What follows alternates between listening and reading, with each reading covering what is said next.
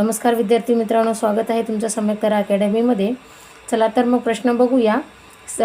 LLB second इयरचा भारतीय साक्ष अधिनियम 2023चा अतिशय महत्त्वाचा प्रश्न आहे।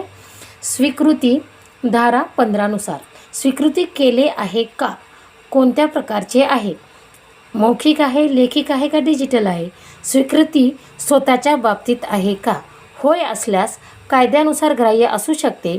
साक्षीसाठी ग्राह्य परंतु निष्कर्षासाठी स्वतंत्र पुरावा आवश्यक क्रिमिनल केस, आणि जर का नाही असेल तर ग्राह्य धरणार नाही, ह्या स्पेशल केसमध्ये आहे। महत्त्वाच्या याचे न्याय निर्णय बघूया, महत्त्वाच्या केसेस बघूया। तर पहिली केस आहे स्टेट ऑफ मद्रास वर्सेस कृष्णान AIR 1961 SC 1237। न्यायालयात साक्षीसाठी ग्राह्य असले तरी दोषारोपासाठी स्वतंत्र पुरावा आवश्यक। Bharat Singh versus Bhagirathi AIR 1966 SC 405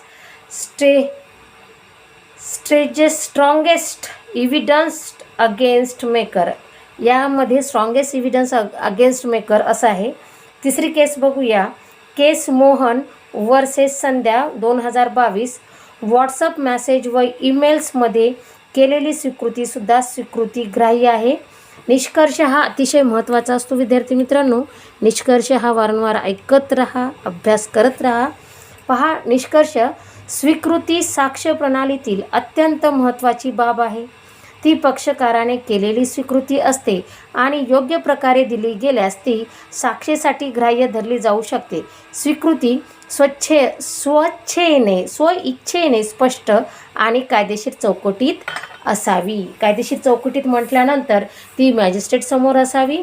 पोलिसांसमोर असलेली स्वीकृती ही ग्राह्य धरल्या जात नाही मित्रांनो, हे लक्षात ठेवा। सतत अभ्यास करत राहा, सतत ऐकत राहणे हा अभ्यास करण्याचा अतिशय सोपा असा प्रयत्न आहे। ऐकत राहा, अभ्यास करत राहा, यश मिळवा। धन्यवाद।